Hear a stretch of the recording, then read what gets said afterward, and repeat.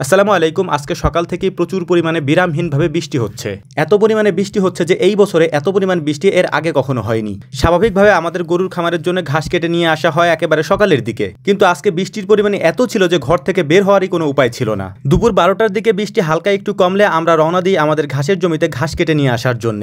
এখন যে জমিতে আমরা এসেছি ঘাস কাটার জন্য, এখান থেকে মূলত আমরা ঘাস কাটি না, আমরা ঘাস কাটি অন্য একটা জায়গা থেকে যেখানে আমাদের বুনা ঘাস রয়েছে, অর্থাৎ যেখানে আমরা বুনেছিলাম ঘাস, ওই ঘাসগুলি আমরা এখন কাটতেছি। কিন্তু এই জমিটা আমাদের খামারের একেবারে কাছে হওয়ার কারণে এখান থেকেই আমরা ঘাস কেটে নিয়ে যাওয়ার জন্য আগে থেকে প্ল্যান করেছি, কারণ অত দূর থেকে হয়তো বৃষ্টির মধ্যে আমরা আসতে পারবো না। বৃষ্টি এখানে এত পরিমাণে হয়েছে যে উঁচু যেসব ঘাসের জমিগুলি আমাদের আছে সেখানেও পানি জমে গেছে, অর্থাৎ এখান থেকে যে আমরা ঘাস কাটতেছি এই জায়গাটা উঁচু, কিন্তু এখানেও পানি জমে গেছে। তো ঘাস কাটতে কাটতে একটা প্ল্যান আমরা করেছিলাম, সেটা হচ্ছে এই বৃষ্টির মধ্যে যদি একটু ভুনা খিচুড়ির আয়োজন করা হয় তাহলে বিষয়টা অনেক ভালোই হয়। কিন্তু এই বৃষ্টির মধ্যে, এত বৃষ্টির মধ্যে আমাদেরকে ভুনা খিচুড়ি কে রান্না করে দিবে? তো যাই হোক, প্ল্যান যেহেতু আমরা করেছি, রান্না তো আমরা নিজেরাও করতে পারবো, তো ভাবলাম যে ঠিক আছে, আমরা আমাদের চপার মেশিনে যে ঘাসগুলি এনেছি এই ঘাসগুলিকে কেটে রেখে তারপর আমরা রান্নার আয়োজনটা করবো ইনশাআল্লাহ। তো আমরা আমাদের ঘাসগুলি কাটার জন্য চেষ্টা করতেছিলাম, কারণ এই ঘাসগুলিতে পানি যেহেতু লেগে গিয়েছে, পানি লাগার ক্ষেত্রে এই ঘাসগুলি কাটতে একটু সমস্যা হয়। ভেজা থাকার কারণে মেশিনের যে বেল থাকে এই বেল স্লিপ করে, এর পাশাপাশি ব্লেডও স্লিপ করে, যে কারণে ঘাস কাটতে অনেক সমস্যা হয়। তাছাড়া সকাল থেকেই হচ্ছে বিদ্যুৎ আমাদের এখানে নেই, আমাদের ঘাস কাটতে হবে ডিজেল চালিত আমাদের যে মেশিনটা আছে এই মেশিনটা চালিয়ে তারপর এই ঘাসগুলি আমরা কাটবো। যেহেতু মোটরের আমরা চালাইতে পারবো না, বিদ্যুৎ যেহেতু এখানে নেই, এখন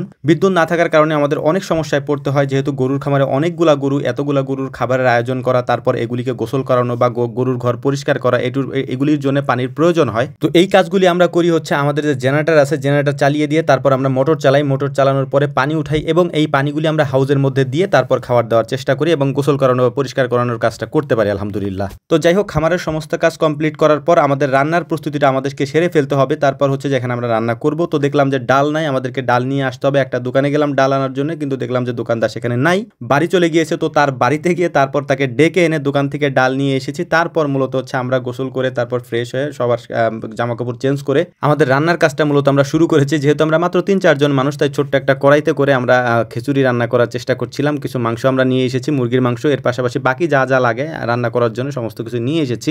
এরপর আমরা শুরু করেছি আলহামদুলিল্লাহ রান্নাটা করা, অর্থাৎ খুব অল্প সময়ের মধ্যে কাজটা আমাদেরকে করতে হবে, কারণ বাইরে প্রচুর পরিমাণে বৃষ্টি তখনও হচ্ছিল।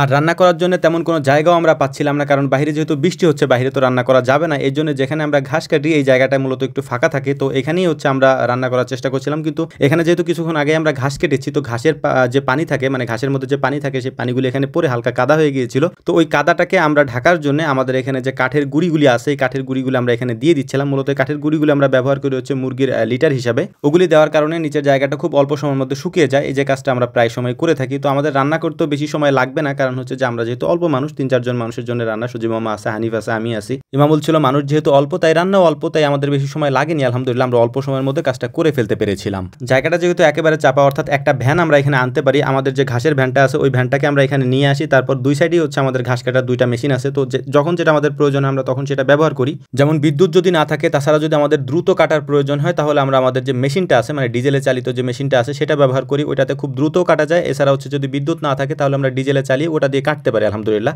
অপর সাইডে আমাদের মোটর দিয়ে আরেকটা মেশিন আছে, যেটা হচ্ছে যে বিদ্যুৎ দিয়ে আমরা চালাই, মানে যখন বিদ্যুৎ থাকে তখন ওটা দিয়ে চালাই। ওটা দিয়ে কাজ করতে একটু সুবিধা হয়, কারণ ওটা যেহেতু আস্তে আস্তে কাটে, সময় নিয়ে খুব আরামসে ওটা কাটা যায় আর কি। তো 2টা মেশিনে 2 ধরনের কাজ মূলত। তো যাই হোক, আলহামদুলিল্লাহ দেখতে দেখতে আমাদের মুরগির মাংসের ভুনা খিচুড়ি রান্না করা হয়ে গিয়েছে। তো এটাকে আমরা নামিয়ে নিচ্ছিলাম হচ্ছে আমাদের একটা ঢাকনার মধ্যে, যেটার মধ্যে আমরা সবাই একসাথে খেতে পারবো। খিচুড়ির মধ্যে আমরা কিছু হাঁসের ডিম দিয়ে দিয়েছিলাম, সেগুলিও সিদ্ধ হয়ে গিয়েছে, আমরা সেগুলিকেও নামিয়ে নিচ্ছিলাম। তো যাই হোক, আমাদের সব কাজ কমপ্লিট, এখন আমাদের খেতে হবে, কারণ সারাদিন আমরা না খাওয়া। আপনারা আমাদের জন্য দোয়া করবেন। আসসালামু আলাইকুম রহমতুল্লাহ।